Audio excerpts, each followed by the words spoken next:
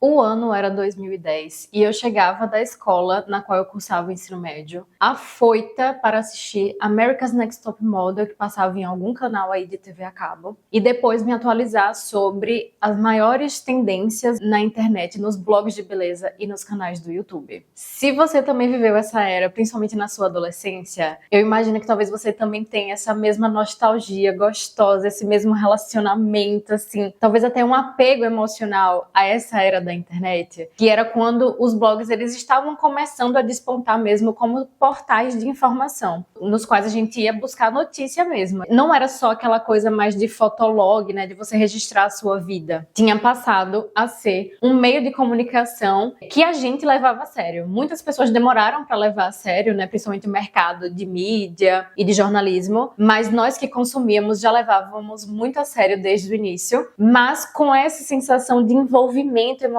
com esse carinho, com essa relação parasocial que hoje a gente tem um nome para dar, mas que na época era uma sensação de estar trocando figurinhas com uma grande amiga, só que você não conhecia ela pessoalmente.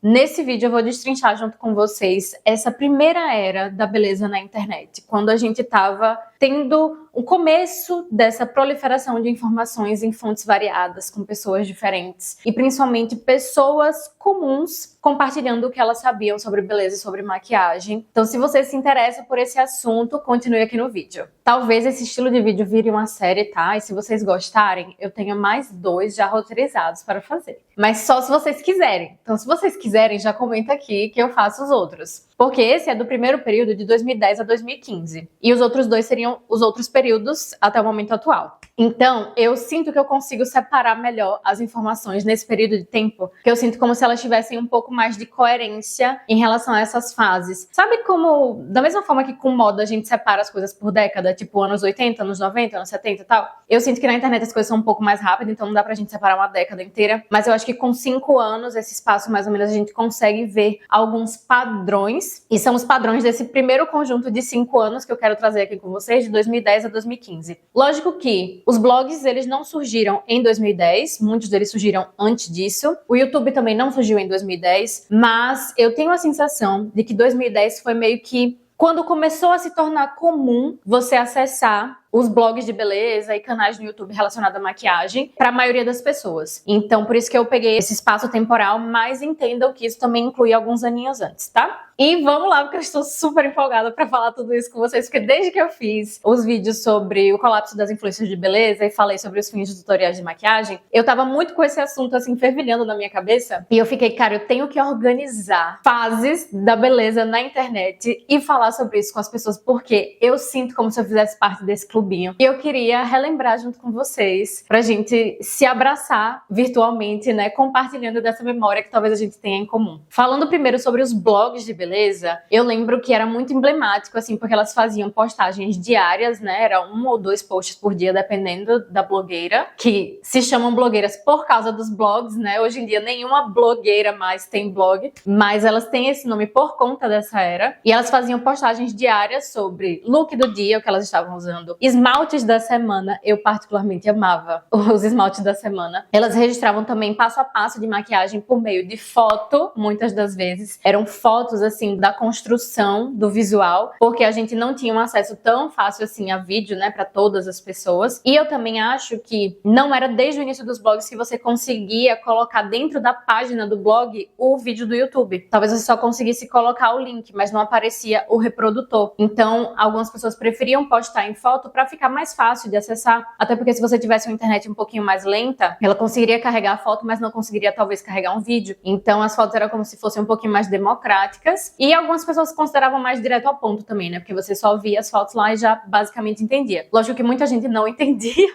ainda tinha dificuldade de colocar em prática, mas o meu primeiro contato, assim, com o aprendizado de maquiagem foi justamente através de tutoriais em foto, em blogs. Muitas saudades. Elas também traziam lista de favoritos e resenhas aprofundadas dos produtos, só que eram resenhas em texto. E eu não vou negar a vocês, eu tenho muita saudade de resenha de produto em texto, porque hoje em dia você só vê um vídeo muito rápido sobre aquele produto e eu sinto que às vezes passam batido algumas informações. Talvez você não tenha paciência, dependendo de qual é o produto que você está procurando, para assistir um vídeo inteiro de 15, 20, 30, 40 minutos sobre só aquele produto, mas talvez se fosse em texto você faria uma leitura dinâmica, assim, buscando as informações que para você são importantes. Então, eu sinto um pouco de falta desse formato, eu acho que ele era muito interessante para se compartilhar informação, e elas também traziam um panorama geral das belezas que tinham rolado nos desfiles e também nos eventos de gala, de tapete vermelho, tipo o Met Gala, o VMA, principalmente estrangeiros, mas também muitos aqui no Brasil. Eu lembro muito do MTV Music Awards, finada MTV, né, que marcou muita adolescente de várias pessoas. As belezas que saíam de lá, elas marcavam história, sabe? Tinham alguns looks específicos que eu consigo lembrar visualmente deles até hoje. E era justamente esses visuais icônicos que geravam esses tutoriais. E aí, tinha tutoriais em foto, mas também tinha muito tutorial em vídeo no YouTube. E uma diferença que eu percebo da forma que a gente consome maquiagem hoje é que naquela época, os tutoriais eles eram muito específicos. Não era um tutorial de uma maquiagem marrom esfumada. Era um tutorial do look que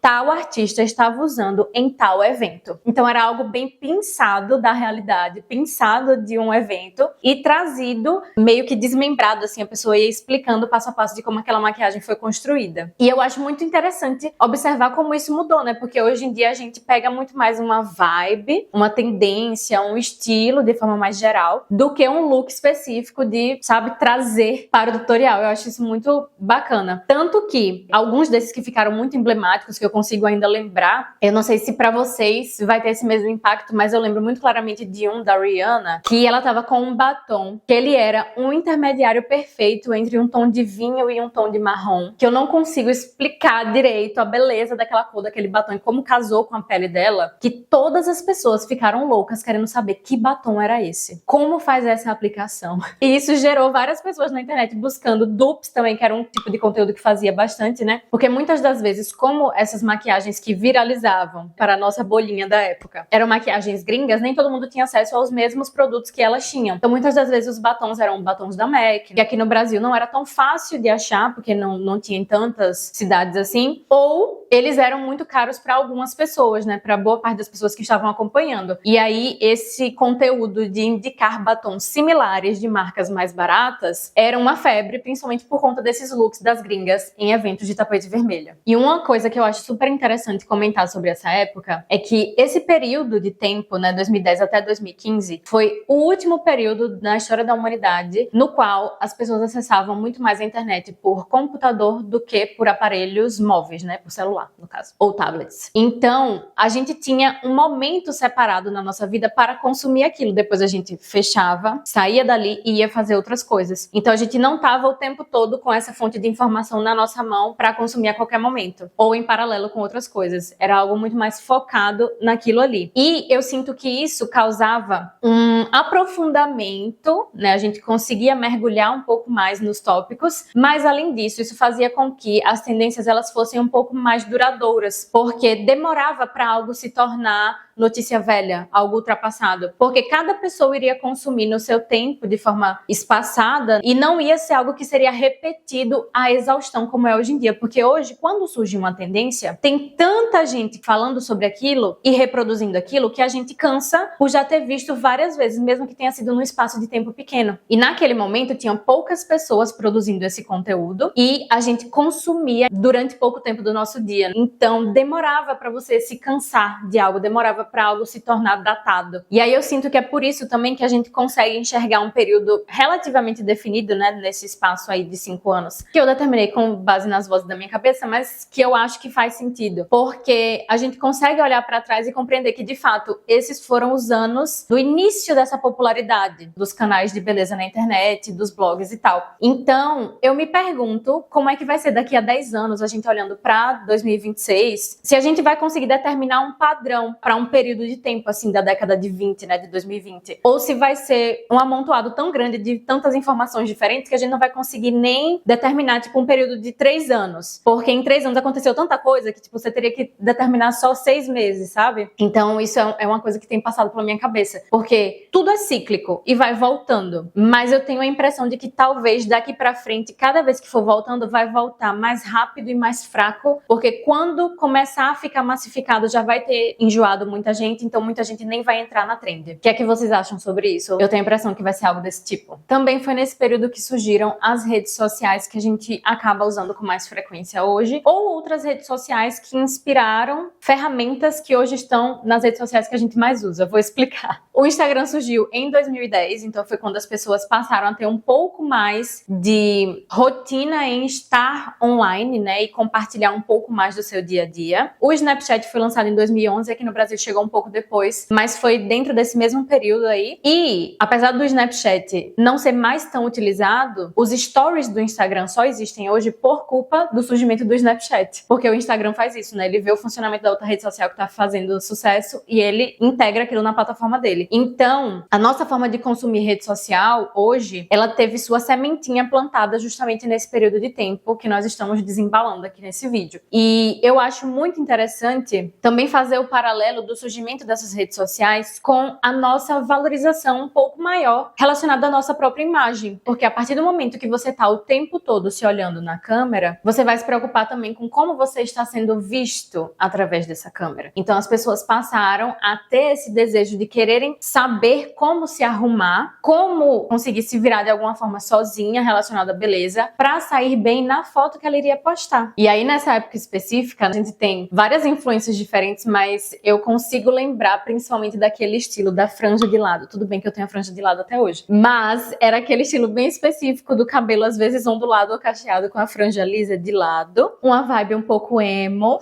Mesmo que a pessoa não se identificasse com esse estilo, a franjinha estaria lá. E aí aquela foto sendo feita de cima, que a gente ficava com a cabeça enorme e o corpinho pequeno.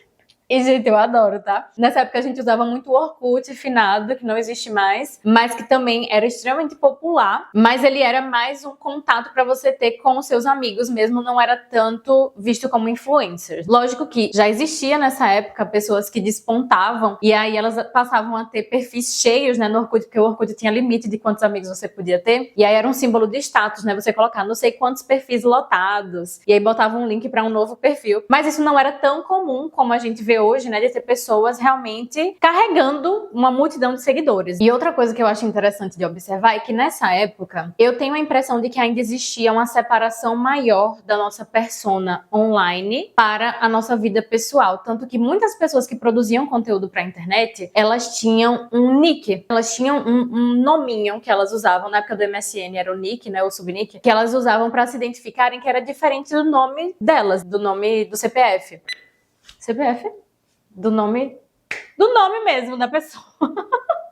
Então, exemplos como Boca Rosa, que é a Bianca Andrade, Camila Coelho, ela usava muito mais o super vaidosa do que o Camila Coelho. Ela passou a adotar o Camila Coelho em outro momento, um pouco mais pra frente. Então, todos os blogs, eles tinham um nominho, assim, tipo, E aí Beleza, que era o da Karen Bacchini, Passando Blush, que era o de Priscila Paz, e o nick dela, não era Passando Blush, o nick dela era Pripoca. Acho que era Pripoca 23. Então, assim, tinha essa pegada um pouco rústica, assim, um pouco, eu diria até uma vibe inicial mesmo da internet, uma coisa que você veria num fórum, numa coisa mais fechadinha, né, que a pessoa coloca um apelido. Então, não era tão comum que a pessoa quisesse fazer essa junção completa, né, esse borrão que hoje em dia a gente não consegue mais separar o que é vida privada e o que é vida online, porque a maioria das pessoas que trabalha com isso hoje em dia, elas usam o nome delas mesmo e elas acabam mostrando parte da vida, e a gente já se acostumou tanto com isso ser a norma, que até pessoas que não trabalham com isso, muitas vezes hoje em dia elas se comportam na internet da mesma forma que as pessoas que trabalham com isso se comportam. Então você já deve ter visto alguém assim, algum amigo seu conhecido, que ele fala no Instagram dele, o jeito que ele escreve as legendas dos posts, o jeito que ele se comunica no story é parecido com um influencer. Porque é o que a gente tá acostumado a ver, a gente tá vendo tanto que a gente acaba pegando isso como uma norma, como uma regra, e isso vai permeando a nossa vida. Então eu acho interessante porque me passa realmente essa sensação de que nesse momento a gente ainda tinha uma separação mais clara de isso aqui é a internet, isso aqui é a minha vida offline. Interrompendo rapidinho, só pra falar um pouco dessa maquiagem que eu estou usando. Ela foi construída no vídeo anterior, que tá aqui no canal, você pode ir lá assistir. Nele eu tô falando sobre metas de ano novo, sobre como você planejar o seu 2026 da melhor forma, mas eu também estou construindo ela. Se você não se interessar pelo tópico do vídeo, você pode simplesmente assistir o passo a passo no mudo. Acredito que você já vai conseguir aprender bastante coisa, mas se você quer aprender de forma aprofundada, quer me ouvir explicando técnica de maquiagem na sua essência, na base do porquê que eu faço cada coisa, porquê que eu uso cada produto e nunca mais depender de tutoriais soltos, aleatórios na internet, realmente ter um método para seguir, tem um link aqui embaixo para o meu curso de automaquiagem, ele é completíssimo. Lá na página você vai ver todas as informações, todas as técnicas que estão inclusas nele e o acompanhamento dele é bem de perto, porque sou eu mesma que respondo todas as dúvidas lá na plataforma e eu te espero lá dentro. E aí, falando um pouco sobre técnicas de maquiagem que se usavam nessa época, eu anotei aqui pra eu não esquecer. E, gente, era muito bom. Eu quero muito conseguir fotos fidedignas pra acompanhar esse momento em que eu estou citando as técnicas. Vamos lá. Tinha a técnica do olho tudo, boca nada, que é um pouco a vibe do que eu trouxe hoje. E não foi intencional, não foi intencional. Aí tinha o olho prata, com preto normalmente, né? E o batom rosa. O casamento do olho prata com batom rosa, gente, um sucesso. Podia ser só o prata sozinho também, mas muitas vezes era o prata com preto. O olho neutro, se não fosse uma pessoa que já acompanhasse os blogs de maquiagem e tal, já tivesse sido cooptada por esse meio, seria um olho realmente mais simples. Uma sombra só, ou no máximo duas cores e só máscara de cílios, sabe, sem nenhum delineado. Mas um bocão assim, tipo, normalmente era um fúcsia. Um rosão ou um vermelhão, mas eu tenho a impressão que nesse período a gente gostava muito de rosa. Fosse o rosa da Noninho, fosse o rosa fúcsia, então girava muito nesse lugar aí. Ou também a boca coral, ela teve o seu momento nessa era, mas o mais comum de técnicas de olhos era o olho contendo duas cores. E normalmente era assim, qualquer cor aqui e no final preto, era dividido no meio e era muito mal esfumado. Então a gente tinha 50% uma cor mais clara, 50% o pretão e vai pra vida. E sobre técnica de pele, eu acho que existem duas versões, existem dois mundos. Que era, ou a pessoa fazia uma cobertura média alta, quando a gente tá falando assim de personalidades na internet, me lembra muito a era do surgimento assim, do crescimento de Alice Salazar. Então era aquela vibe assim, rebocão e base de cobertura alta mesmo no rosto, passando com a mão pra ficar uma cobertura visível. Ou era o extremo oposto, de ou usar algo quase sem cobertura, né? Porque muitas bases da época não conseguiam ter uma boa cobertura mesmo, ou era o que se estava mais acostumado a usar, não sei. Ou às vezes nenhuma cobertura, tá? E nenhuma cobertura, eu sinto que era muito mais comum na minha vida pessoal, assim, eu ver na rua. Às vezes a pessoa tinha feito uma maquiagem, tipo, não, fiz uma maquiagem para a festa, sem base e sem corretivo. E era assim, o blush, contorno, não acho que era algo tão presente na época, mas tinha um blush perceptível, tinha um bronzer, se usava muito bronzer já nessa época, blush mais terracota, assim, mais suavezinho, que a gente não enxergava tanto. Uma sombrona que chamava bem a atenção, mesmo que fosse uma cor só, mas era uma cor, sabe? Que estava ali, estava presente, e o bocão. Era meio que sobre isso, assim, a maquiagem. E eu acho que a gente também não preenchia tanto as sobrancelhas no comecinho ali de 2010, tipo, lá no início, não preenchia tanto, mas quando a gente vai falar de 2015, a gente já tinha chegado no auge das sobrancelhas mais blocadas que a gente já viu na vida, de tipo assim, você transformar num retângulo e super arqueada, o mais arqueado que fosse possível e bem preenchida, sem nenhum espacinho, tipo essa parte aqui interna, as pessoas faziam um quadrado aqui e preenchia mesmo.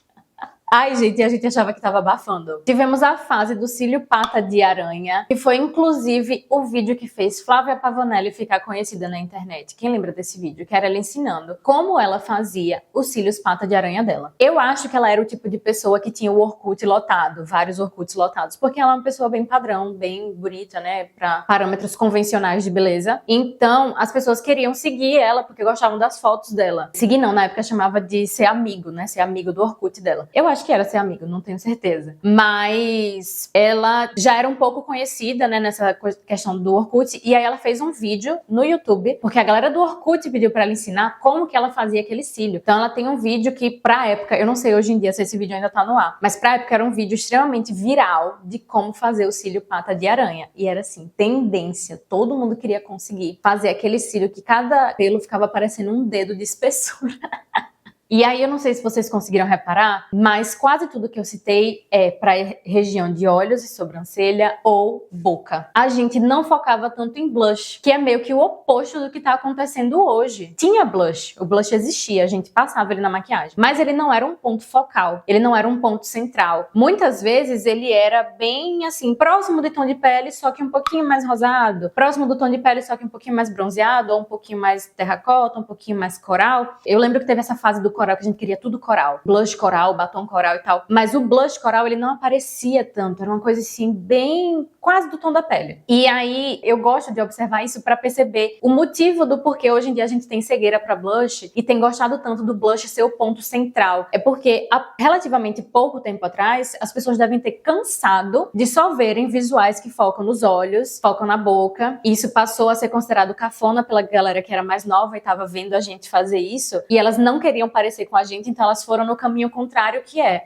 ninguém tá passando blush como se não houvesse amanhã, então é isso que eu vou fazer, e é isso que é mais legal do que o que eles fazem. E eu adoro, porque daqui a pouco a gente vai ver outra coisa desbancando esse blush em excesso. E eu tô animadíssima pra ver o que é, estou muito curiosa. E falando do conteúdo que se abordava nesses portais de beleza, nessa fase, a gente focava muito em técnica de maquiagem. Porque era o primeiro momento em que muitas pessoas estavam tendo acesso a essa informação de forma democratizada, assim, de forma que qualquer pessoa está apenas a um link de um blog de distância de saber mais ou menos como foi que fizeram a maquiagem do tapete vermelho da Nicole Kidman, que era um tipo de informação que a gente não tinha acesso antes, né? As referências de beleza que a gente via era realmente o que aparecia na TV, mas você não tinha como saber como aquela maquiagem foi feita. Essa era uma informação que ficava muito circunscrita somente aos profissionais. E não só os profissionais, mas profissionais muito específicos que trabalhavam nesse meio mais elitizado da mídia. Porque profissionais de salões de bairro da sua cidade provavelmente não tinham acesso a essas informações. Por isso que as maquiagens eram tão diferentes. As maquiagens que eram feitas em salões de bairro da cidade que você mora, que você conhece, em relação às belezas que eram produzidas em tapetes vermelhos ou em desfiles de moda. E hoje eu percebo que cada vez mais esse abismo ele está sendo reduzido, porque a informação ela está mais democratizada, mais pessoas têm acesso de forma cada vez mais simples e barata. Então, daqui a pouquinho, a pessoa tem um espacinho muito pequeno para atender relacionado à beleza, né? Seja cabelo, maquiagem, do seu lado, ela vai ter o conhecimento necessário para executar algo muito parecido com o que tem no desfile de moda. E assim, eu arrisco dizer que isso é boa parte dos casos já. E eu fico muito feliz com isso, porque eu sinto que a nossa linha de profissionais, né, os maquiadores e cabeleireiros e tal, a gente conseguiu nessas últimas décadas, nos últimos 20 anos, ter uma ascensão da qualidade da nossa entrega de trabalho justamente por essa democratização do conhecimento muito vertiginosa. E eu acho que é isso também que valorizou tanto o nosso mercado, que hoje em dia tantas pessoas conseguem viver tão bem trabalhando com beleza. E como esse foi o primeiro momento, nesse período, né, de 2010 a 2015, que essas informações elas estavam sendo disseminadas, as pessoas elas tinham muita sede de aprender. Então, qualquer tutorial de olho esfumado marrom, eu não sei porque que esse é o meu exemplo principal, mas é pra ilustrar. E é o primeiro que vem na minha cabeça. Mas, enfim, minha maquiagem do dia a dia era muito bem recebido e as pessoas tinham curiosidade de saber, porque era o primeiro momento na história em que a gente estava tendo acesso a esse tipo de informação. Hoje em dia, como a gente já viu tanto, as pessoas já deram uma cansada, porque meio que quem tinha interesse de aprender já teve a oportunidade de aprender em algum momento, a não ser que seja uma pessoa muito nova, né? Mas daqui a pouquinho ela vai conseguir aprender de forma muito mais rápida até do que a gente aprendeu, porque ela vai ver um vídeo de 1 minuto no TikTok e ela já vai pegar a manha. E isso não é desmerecendo o nosso trabalho, tá? Eu sei que é muito diferente uma técnica profissional de algo que que a pessoa aprende em 1 minuto no TikTok, mas é pra ilustrar pra vocês o porquê que eu acredito que hoje em dia as pessoas não estão tão sedentas por esse tipo de conteúdo, porque ele tá muito mais fácil de ser encontrado, porque tem muito mais gente fazendo, então não é uma coisa tão revolucionária, tão diferente que enche tantos olhos que as pessoas vão clicar imediatamente. E aí eu quero citar pra vocês algumas das personalidades que vêm à minha cabeça quando a gente fala desse período na internet. E citando mais ou menos quando foi que elas começaram a produzir conteúdo pra internet também. Andressa Goulart, gente...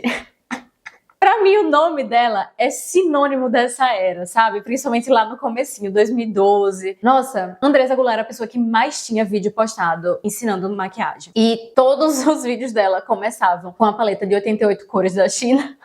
Era perfeito, era perfeito. Marina do Too Beauty, que eu esqueci qual que é o sobrenome dela. Mas enfim, Marina Too Beauty. A Andressa Goulart começou a produzir conteúdo pra internet em 2008, Marina também. Bruna Tavares iniciou o blog dela em 2019. 2019 não, 2009. Karen Bacchini começou o blog dela também em 2009. Julia Petit também começou o blog dela, o Petiscos, em 2009. Camila Coelho em 2010. Alice Salazar em 2010. Nina Secrets em 2010. Boca Rosa em 2011. Jana Sabrina, que pra mim também é um nome muito emblemático daquela época, porque nem todas elas continuam até hoje. Eu acho que Andressa Goulart e Jana, se elas continuam, elas não são mais tão populares como elas eram na época. Eu me sinto até um pouco mal falando isso, porque faz parecer como se o conteúdo delas não fosse bom, mas não é isso. É no sentido de que, naquele momento, elas eram meio que a cara do universo da beleza da internet e talvez hoje em dia outras pessoas tenham ganhado mais reconhecimento do que elas. Mas Jana Sabrina começou o conteúdo dela em 2012, que eu acho que foi no YouTube, não sei se ela tinha um blog. Não, ela tinha um blog também. Acho que deve ter sido meio que os dois em paralelo. E falando um pouco também sobre o cenário internacional, porque a gente é muito impactado pelo que acontece lá fora, as personalidades que estavam despontando nessa era Michelle Phan, que foi tipo a primeira youtuber de beleza do mundo, acredito eu. E ela começou o canal dela no YouTube em 2007, como eu falei pra vocês, tem um pouquinho de influência, um pouquinho antes de 2010, mas a gente foi trazendo isso pra essa era. Nick Tutorials começou em 2018. Por que eu só quero falar 2018 ou 19? 2008. 2008 foi um ano e ele existiu. Nick Tutorials começou o conteúdo dela em 2008. Ingrid Nielsen, que é assim, pra mim, uma das maiores referências dessa época, quando a gente falava de beleza na internet, era a Ingrid Nielsen, que tinha um nick também que era Miss Glamourati. Eu não sei se vocês acompanhavam, mas ela era assim, a minha referência de pessoa para aprender beleza, porque ela tinha um formato de pálpebra parecido com o meu, que era um pouco mais gordinho. Ela tem uma ascendência asiática, né? Apesar dela ser estadunidense, ela tem uma ascendência asiática. Aí o olho dela se parecia um pouco com o meu, então eu sabia que o que dava certo pra ela, provavelmente daria certo pra mim. Então eu gostava muito de acompanhar o conteúdo dela, além de achar ela uma pessoa muito querida. E ela teve uma série de vídeos no canal dela na época, que era reproduzindo as maquiagens de Pretty Little Liars. Quem se identificou com esse momento, sabe. A gente queria saber como fazia aquela maquiagem da Aria. A gente precisava saber. E Ingrid Nielsen ensinava isso. E, gente, ai, como é gostoso lembrar desse momento, dessa época. Porque eram meus momentos de lazer todos, gastos assistindo esses vídeos e aprendendo essas maquiagens. E reproduzindo para não ir para lugar nenhum. Eu, basicamente, me maquiava pra ficar em casa e estudar. E, por último, a conhecidíssima Jaclyn Hill, né? Que eu acredito que ela atravessa todas as barreiras globais e todo mundo que se interessa por beleza já ouviu falar dela em algum momento. Inclusive, a paleta da Jaclyn Hill, a primeira que ela fez com a Morphe, foi o item de desejo mais cobiçado pela maioria dos maquiadores, pessoas que se maquiavam, pessoas que só achavam maquiagem bonita, enfim.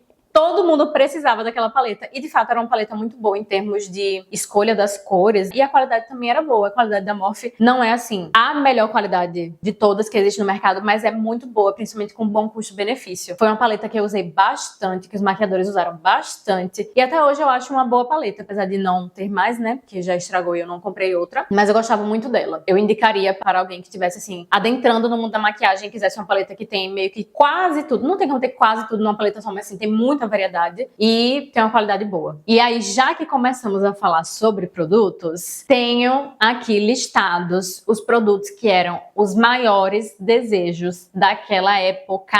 São eles: qualquer coisa que a gente comprasse no site Pink Gloss. Eu não sei se esse nome também remete vocês muito a esse momento, mas quando eu tava pesquisando pra esse vídeo, toda indicação alguém dizia, tem lá no site da Pink Gloss. Então, tudo que você comprasse no site da Pink Gloss era um item de desejo, porque eu acredito que esse Pink Gloss era um site que trazia produtos importados, mas estavam aqui no Brasil. E aí você conseguia comprar pagando só o frete nacional, o que era muito mais interessante do que você tentar importar, que na época era muito mais burocrático do que é hoje. E acredito que saía bem mais caro também, proporcionalmente. As paletas de 88 cores da China, ou de 120 cores, que eu citei que a Andressa Goulart usava bastante, era item de desejo, assim. Tanto que pra mim, aquela sombra, qualquer sombra que eu vejo com aquele formatinho, parecendo que foi assada, redondinha daquelas sombras, me dá uma nostalgia muito grande. E elas eram, a maioria delas eram coloridas, né? Porque a gente fazia muita maquiagem colorida realmente na época. Sombras individuais em pó da Colos, não sei se vocês lembram disso, mas gente, era uma febre. A gente comprava muito mais sombras individuais, eu lembro que era muito mais comum você ter de referência, tipo, olha, é essa sombra que eu usei, e aquilo ser um item unitário do que paletas. As paletas eram mais essas das 88 cores da China. Pó compacto da Vult surgiu nessa época e quase todas as blogueiras usavam. Lápis Mega Impact da Avon, máscara Super Choque da Avon também, sombras unitárias, né, e lápis do Duda Molinos. Quem lembra? Quem viveu sabe, tinha umas sombras muito bonitas que eu tinha da Duda Molinos mesmo. Não sei se é o Duda Molinos, a Duda Molinos. Batons da T-Blogs com a Tracta, que foi justamente nesse momento que surgiu as primeiras blogueiras lançando produtos em parceria com as marcas. A sombra Cinnabar da Mary Kay. Quase que praticamente só por conta de Alice Salazar, porque ela começava toda e qualquer maquiagem com aquela sombra. Que inclusive hoje, para pensar, era um marrom muito profundo para ser uma base de sombras, mas era a vibe da época.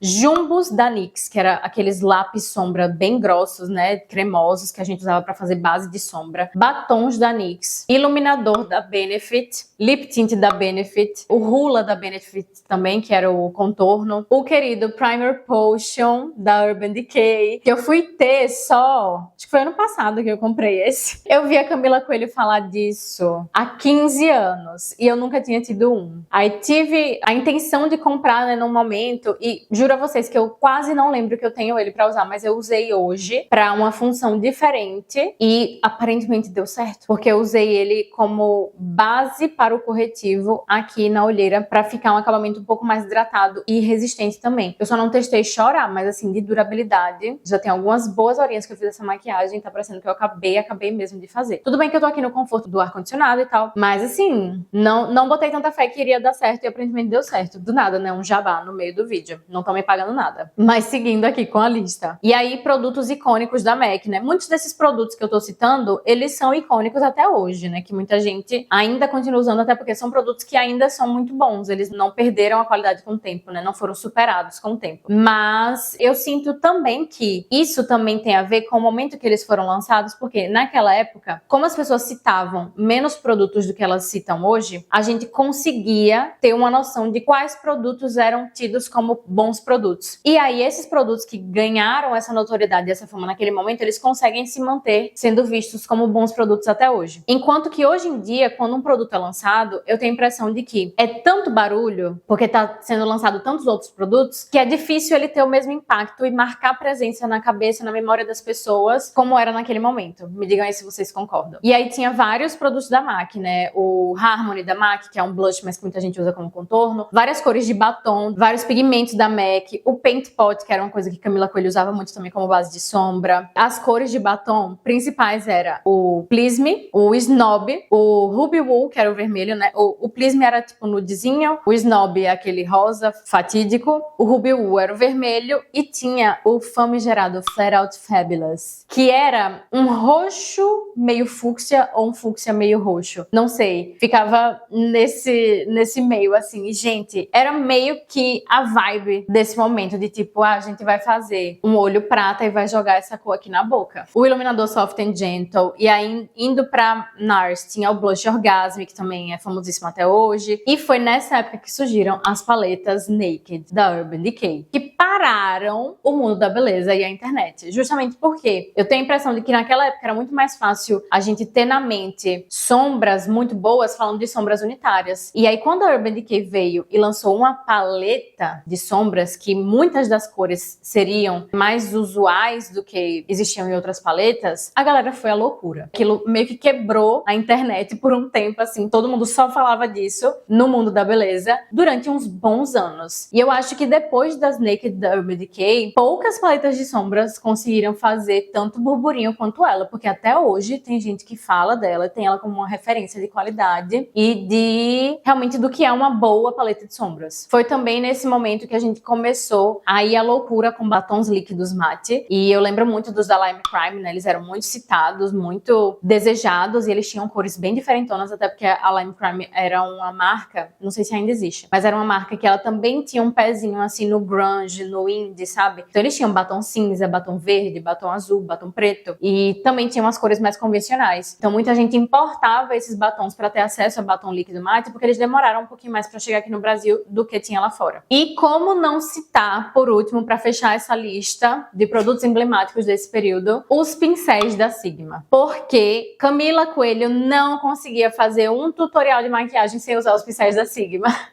E eu acho que todo mundo tinha desejo de ter esses pincéis. Até hoje eu nunca tive um pincel da Sigma, porque quando eu passei a ter condição de comprar maquiagens importadas, eu já não enxergava mais eles como item de desejo. Mas na época que eu comecei a consumir maquiagem, nossa, se eu pudesse ter os pincéis da Sigma, eu ficava olhando o site. Mesmo sabendo que eu não teria como comprar, eu nem sabia como era que importava, mas eu ficava desejando, assim, tipo, nossa, no dia que eu puder ter um pincel desse. Me digam aqui embaixo nos comentários se eu estou esquecendo de alguma personalidade emblemática daquela época ou se eu esqueci de algum produto. Eu tinha colocado também, para fechar esse vídeo, pesquisar polêmicas que aconteceram nesse período, polêmicas grandes envolvendo as personalidades, né, as influencers. Mas eu juro pra vocês que eu não consegui achar.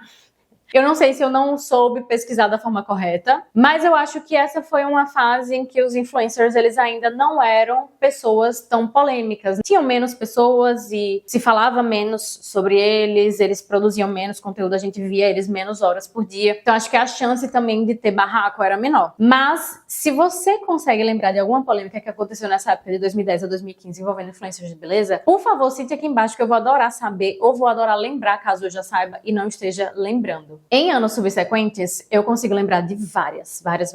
Mas nesse período, não. E aí, aproveito e deixo o gancho final. Já que vocês chegaram até o final, me contem se vocês gostariam que eu fizesse a sequência desse vídeo citando o período de 2015 a 2020, que foi quando começou a ter bastante polêmica. E se vocês quiserem, a gente vai destrinchar muito aqui. Então me contem que eu vou adorar saber. Espero que você tenha gostado do vídeo. E se você gostou, clique em gostei pra mim, porque isso faz o YouTube entender que o vídeo é bacana e ele entrega pra mais pessoas. Isso me ajuda demais. Muito obrigada mais uma vez e a gente se vê no próximo. Tchau!